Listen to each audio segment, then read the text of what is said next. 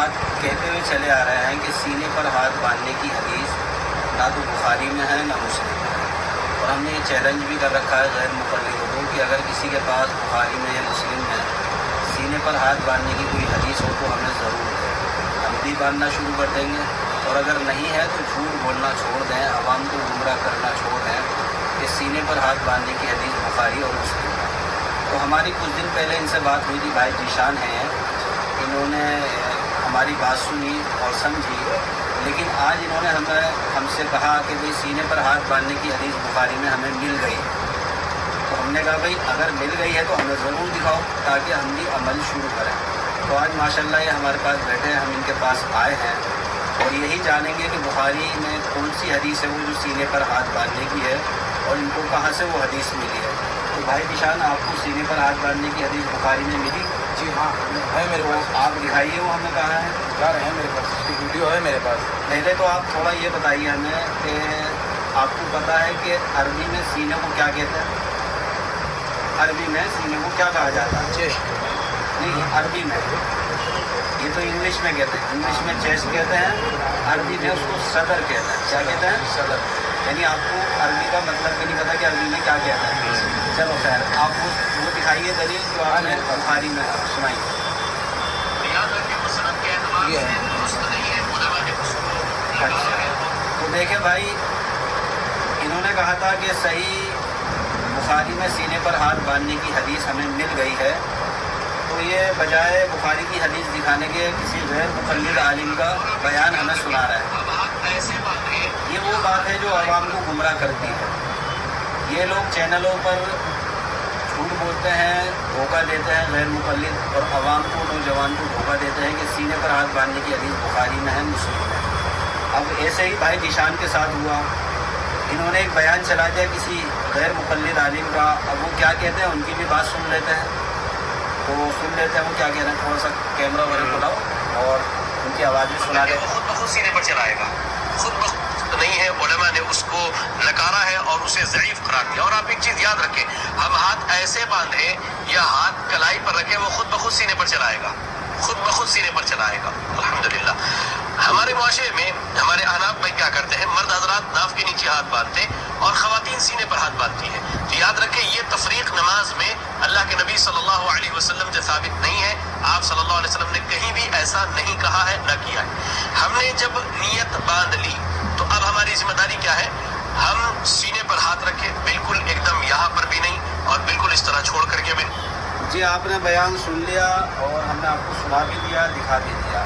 اس میں تو بھائی ذیشان آپ کہہ رہے تھے کہ بخاری کا نام لے رہے ہیں اور سینے پر ہاتھ باندھنے کی حدیث بتا رہے ہیں، تو اس میں تو بخاری میں تو کہیں بھی انہوں نے حوالہ نہیں دیا کہ بخاری میں سینے پر ہاتھ باندھنے کی حدیث ہے، بلکہ عوام کو دھوکہ دینے کے لیے انہوں نے ایک بات کہہ دی ہے، وہ یہ کہی ہے کہ اگر ہم ہاتھ ایسے رکھیں گے تو خود بخود اوپر آ جائے گا۔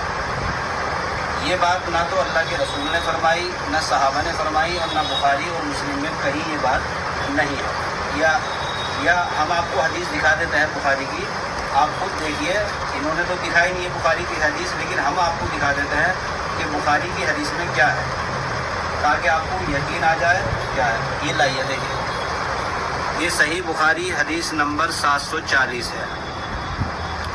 اب ہم آپ کو پڑھ کے سناتے ہیں اس میں کیا لکھا ہے۔ اس میں لکھا ہے کہ لوگوں کو حکم دیا جاتا تھا کہ نماز میں دائیں ہاتھ بائیں کلائی پر رکھیں۔ کیا لکھا ہے اس میں؟ پہلے آپ پڑھو، انگلش میں لکھا ہے، بخاری لکھا ہے 740 نمبر ہے۔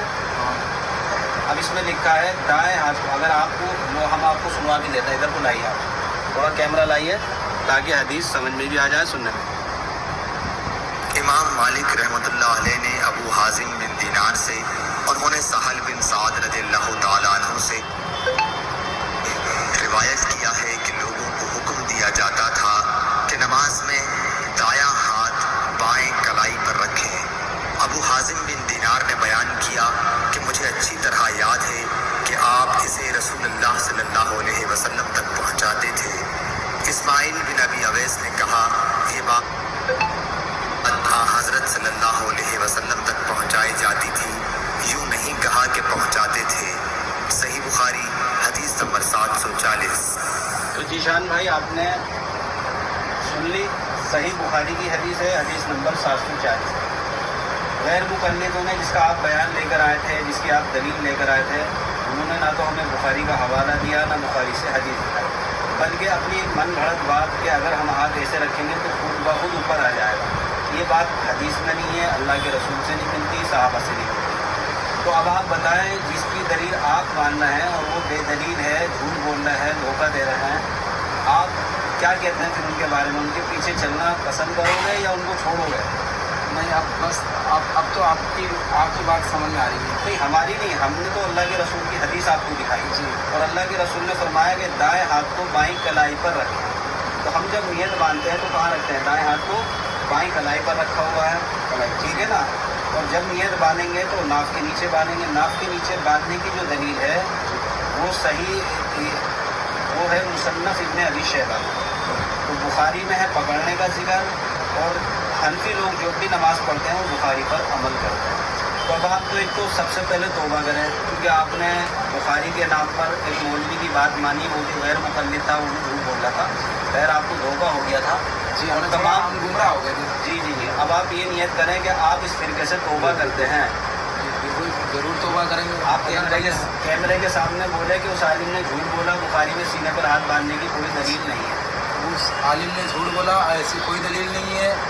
ये जो दीन मोहम्मद भाई अभी जो हदीस दिखलाई है, ये हदीस मेरे समझ में भी आ रही है और यही सच्ची हदीस ही है। तो इंशाअल्लाह अब नौजवानों से जो सुनने वाले हैं, गैर मुक़ल्लिद को सुनते हैं और उनके धोखे में आ जाते हैं, तो कभी भी याद रखें, सीने पर हाथ बांधने की एक भी सही हदीस नहीं है, न बुखारी में है, न मुस्लिम में है, न सियाह सित्ता में है।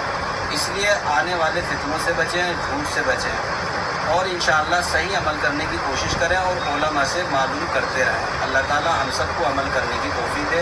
भाई निशान ने तौबा कर ली है, अब इंशाअल्लाह रहमान ये गैर मुक़ल्लिदों के बयान नहीं सुनेंगे और ना ही उनकी बातों में आएंगे। ठीक है इंशाअल्लाह। इससे तो मालूम पड़ गया है। ठीक है, अस्सलाम वालेकुम।